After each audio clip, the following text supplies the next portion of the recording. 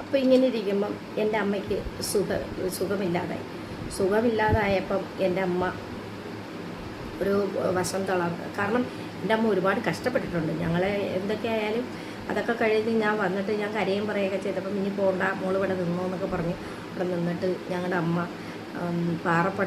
പാറയിൽ മെറ്റിയിടിക്കാനും ജോലിക്കൊക്കെ പോയി. അമ്മയ്ക്ക് അത് ചേരാത്തതുകൊണ്ട് അമ്മ ഒരുപാട് പണി ചെയ്തിട്ടുണ്ട്. ചേരാത്തതുകൊണ്ട് അമ്മയ്ക്ക് അസുഖമായി. എൻ്റെ വീട്ടിൽ ആദ്യമായിട്ട് TV വരുന്നത് എൻ്റെ അമ്മയ്ക്ക് അസുഖമായി. അമ്മ കിടപ്പിലൊക്കെ ആയി, ഒരു വർഷം തളരുന്ന അവസ്ഥയായി. ആയൂർ ഹോസ്പിറ്റലിൽ, ആയുർവേദ ഹോസ്പിറ്റലിലൊക്കെ കൊണ്ടുപോയി. അവിടെയൊക്കെ കുറേ ഹോസ്പിറ്റലും അവിടെ ഇവിടെയൊക്കെ പോയിട്ടൊന്നും ചികിത്സയൊന്നുമില്ല. അപ്പോൾ എനിക്ക് ഏകദേശം 10 വയസ്സ് ഉള്ളൂ. 10 വയസ്സ് ആണ്. ആ സമയത്ത് അതിന് മുമ്പ് എൻ്റെ ബ്രദർ ഈ പറഞ്ഞതുപോലെ ഞാൻ വീട്ടിൽ പറഞ്ഞ് ഇങ്ങനെ ബ്രദറിന് കല്യാണം ആലോചിച്ചു. അങ്ങനെ എൻ്റെ ബ്രദറിന് ഓടനാട്ടം തന്ന പെണ്ണ് കാണുന്നത്. പെണ്ണ് നമ്മുടെ എൻ്റെ അമ്മയുടെ ആങ്ങള തന്നെയാണ്, ബ്രോക്കറാണ്. പുള്ളിക്കാരനാണ് അണ്ണന് പെണ്ണ്. എൻ്റെ ആങ്ങള നമ്മുടെ നാട്ടിൽ നിൽക്കത്തില്ല, വേറെ സ്ഥലങ്ങളിലൊക്കെ പുള്ളിക്കാരന് ഹൈദരാബാദ്, ഡൽഹി, അവിടെ ഇവിടെ എല്ലായിടത്തും ജോലിക്ക് പോകും എൻ്റെ ബ്രദർ. പുള്ളിക്കാരന് കല്യാണം ഉറപ്പിച്ച സമയത്ത് ഇങ്ങനെ നിൽക്കുമ്പോൾ ഞാൻ കോട്ടയത്ത് ജോലി ചെയ്യുന്നത്, കോട്ടയത്തേക്ക്. അപ്പോൾ കോട്ടയത്ത് നിന്ന് തന്നെ വിളിച്ചുകൊണ്ട് വരുവാണ്. പെണ്ണ് കാണാൻ പോയിട്ട് പെണ്ണിനെ എനിക്ക് കണ്ടിട്ട് ഇഷ്ടമൊന്നും പറ്റില്ല. എന്നെ ഒരുപാട് ഉപദ്രവിച്ചിട്ടുണ്ട് എൻ്റെ നാത്തൂനെന്ന് പറയുന്നത്. ഏറ്റവും വലിയ സാധനമാണ് എൻ്റെ നാത്തൂൻ. അവരെന്നോട് ചെയ്ത ദ്രോഹങ്ങളൊന്നും പറയാൻ പറ്റത്തില്ല, അതുമാതിരി ദ്രോഹം ചെയ്തിട്ടുണ്ട്. അത് കഴിഞ്ഞ് പിന്നെ എൻ്റെ ആങ്ങള പെണ്ണ് കെട്ടുന്ന സമയത്ത് ഈ പറഞ്ഞ പോലെ ഞാൻ പറഞ്ഞിരുന്നല്ലോ ഫുഡിൻ്റെ കാര്യം. അത് കഴിഞ്ഞ് ഇവർ കല്യാണമൊക്കെ കഴിഞ്ഞ് വീട്ടിൽ വരുന്ന സമയത്ത് ഞങ്ങളുടെ അമ്മ ഒരു കുഴപ്പമൊന്നും ഇല്ലാതിരുന്നേ. ഒരു കല്യാണം കഴിഞ്ഞ് ഏകദേശം അവർ ഗർഭിണിയൊക്കെ ആയി. അപ്പം ഞാനിങ്ങനെ ഞാനാണെങ്കിൽ വീട്ടിൽ വന്നു കഴിഞ്ഞാൽ കുരുത്തക്കേടാണ്. നമ്മുടെ നാട്ടിൽ ഒരു പറ്റാലും കുട്ടികളുണ്ട്. ഞങ്ങളുടെ ഒരു സെറ്റുണ്ട്, ഒരു 10, 15, 20 പിള്ളേരുണ്ട് ആ ഏരിയയിൽ സെറ്റ്. ഞങ്ങളെല്ലാം ഏറ്റവും ഇളയാൾ ഞാൻ, മിനി, ഷൈനി, ഇങ്ങനെയൊക്കെയുള്ള കുറച്ച് ആൾക്കാരുണ്ട്. ഞങ്ങൾ സുധായ, മിനി, ഷൈനി, ഇങ്ങനെ അശോകൻ, അനിൽ, സുനിൽ, ഇങ്ങനെ ഒരുപാട് പെമ്പിള്ളാരും കാര്യങ്ങളായി. അതിൽ 2-3 പേര് മരിച്ചുപോയി കേട്ടോ. അജിത മരിച്ചുപോയി. ആ കൊച്ചു നമ്മളേലും ഇളയത.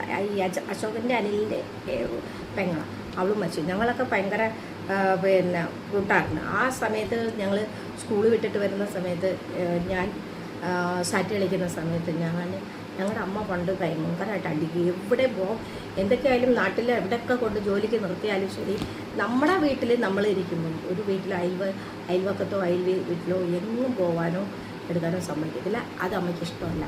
അതുപോലെ ഒരു വീട്ടിലും പോയി ചെന്നിട്ട് ഒരു നേരം പോയി ഭക്ഷണം കഴിക്കാനോ അല്ലെങ്കിൽ പോയി നിൽക്കണം. പണ്ടത്തെ സമയത്ത് ഞങ്ങളൊരു പണ്ടൊരു ജമ്മിയായിരുന്നു. പണ്ടത്തെ കാലത്ത് എൻ്റെ അമ്മ ജനിക്കുന്ന സമയത്ത് ഇഷ്ടംപോലെ സ്ഥലവും ഭൂമിയും എല്ലാം ഉള്ള നല്ല കാശും. ആ കാലഘട്ടത്തിൽ ഞങ്ങളുടെ വീടും കൊണ്ട് കഴിഞ്ഞ ഒരുപാട് ആൾക്കാരുണ്ട്.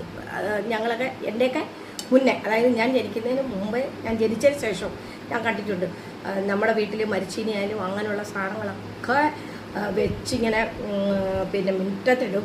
ഉറിയുണ്ട്, ഉറിയിൽ ഉണക്കമീൻ കരിവാടും, ഇങ്ങനെ ഉണക്കമീനൊക്കെ കെട്ടി അമ്മ ഇങ്ങനെ ഓല കൊണ്ടുള്ള ഉറിയാണ്, അതിനകത്ത് ഇങ്ങനെ അടുക്കി വെച്ചിട്ടുണ്ടാകും. അതുപോലെ തന്നെ പാൽപ്പൊടി, പിന്നെ ഞങ്ങൾക്ക് ചോളം, അത് ഉപ്പുമാവ്, ഒരു മഞ്ഞ ചോളപ്പൊടി, അത് പാൽപ്പൊടി, ഇങ്ങനെയുള്ള സാധനങ്ങളൊക്കെ ഇഷ്ടംപോലെ ഉണ്ട്. അന്നത്തെ ഇവിടെ പശുവുണ്ട്, ആടുണ്ട്, ഏതാണ്ട് 10-300 ആട്, കോഴികളൊക്കെ ഞങ്ങൾക്ക് പണ്ട് കാലത്തുണ്ടായിരുന്നു. എൻ്റെയൊക്കെ കുഞ്ഞിലേ ഉണ്ടായിരുന്നു. ഇതെല്ലാം ഞങ്ങളുടെ അമ്മ, ഞങ്ങളുടെ ഏറ്റവും മൂത്ത ചേച്ചിയുടെ രണ്ടാമത്തെ ചേച്ചി മെൻ്റലിയിൽ സുഖമില്ലാതായ, പുള്ളിക്കാരി സുഖമില്ലാതായതുകൊണ്ട് ഈ ഒരുപാട് സ്ഥലങ്ങൾ, പിന്നെ അതുപോലെ എൻ്റെ അമ്മയ്ക്ക് പഠിപ്പില്ലാത്തതുകൊണ്ട് എൻ്റെ അമ്മയുടെ ആങ്ങളമാർ ഓരോ സ്ഥലത്ത് വന്ന് ഒപ്പിടിച്ച് അമ്മയുടെ സ്ഥലങ്ങളെല്ലാം, അപ്പോൾ 1 ഏക്കർ 80 സെൻറ്റ് ഭൂമി ഞങ്ങൾക്കുണ്ടായിരുന്നു ആ സമയത്ത്. അത് മൊത്തം എൻ്റെ അമ്മയുടെ ആങ്ങളമാരും മാമന്മാരെല്ലാവരും ഓരോന്ന് പറ്റിച്ചും എടുത്തും വിറ്റും ഏകദേശം മൊത്തം നശിപ്പിച്ചു. അങ്ങനെയാണ് അമ്മയ്ക്ക് ലാസ്റ്റ് ഒന്നുമില്ലാത്ത അവസ്ഥയായപ്പോഴാണ് ഈ എന്നെ ഞങ്ങൾ ജോലിക്ക് വിട്ട അവസ്ഥ വന്നത്. അതിന് മുമ്പിട്ട് നല്ല രീതിയിലാണ് ഞങ്ങളുടെ അവിടെ ഉള്ള എല്ലാ ക്രിസ്ത്യാനികളും, ഒരു ക്രിസ്ത്യാനികളും എല്ലാവർക്കും ഇത് കേൾക്കാം. ഈ പറയുന്നതെല്ലാം സത്യമായ കാര്യങ്ങൾ മാത്രമാണ്. എൻ്റെ വീട്ടിലെ ഭക്ഷണം കൊണ്ട് കഴിഞ്ഞ ഒരുപാട് ക്രിസ്ത്യാനികൾ ഇപ്പം ഇന്ന് അവർ അമേരിക്കക്കാരും ലണ്ടൻകാരും ഭയങ്കര വെന്തിക്കോസിൽ ഉള്ള അവിടെ ഉള്ള മിക്ക ആൾക്കാരും എൻ്റെ വീട്ടിലെ ഞങ്ങളുടെ വീട്ടിലെ ഭക്ഷണം, അതായത് അമ്മ മരിച്ചിട്ട് എല്ലാവരും കഴിച്ചോട്ടെ, എൻ്റെ ആങ്ങളെ തോക്കുപാത്രത്തിൽ ചോറ് കൊണ്ട് പോകുമ്പോൾ എൻ്റെ ആങ്ങളെ ഇപ്പോഴും പറയും, തോമസ് എന്ന് പറഞ്ഞിട്ട് പിന്നെ ക്രിസ്ത്യാനിയാണ്, അണ്ണൻ്റെ കൂടെയാണ് ഭക്ഷണം അണ്ണനാണ് കൊടുക്കുന്നത്. ചിലപ്പം വീട്ടിൽ വിളിച്ചോട്ടെ, ഞങ്ങൾക്ക് സ്കൂളിൽ നടന്നു പോകാനുള്ള ദൂരമുണ്ട്, ഞങ്ങൾ അടുത്താണ്. അപ്പോൾ അവിടെ നിന്ന് ഭക്ഷണം കഴിക്കാൻ വേണ്ടി അവരിങ്ങോട്ട് വരും, വിളിച്ചോണ്ട് വരും. അപ്പോഴൊക്കെ ഞങ്ങൾ ഇത്രയും പിള്ളേർ വന്ന് വിശക്കുമെന്ന് വിചാരിച്ചിട്ട് അമ്മ മരച്ചീനിയൊക്കെ വെട്ടി അങ്ങനെ വലിയ ചരുവത്തിലും കുട്ടുവത്തിലും വേവിച്ച് ഊറ്റി വെള്ളത്തിലിട്ട് വയ്ക്കും.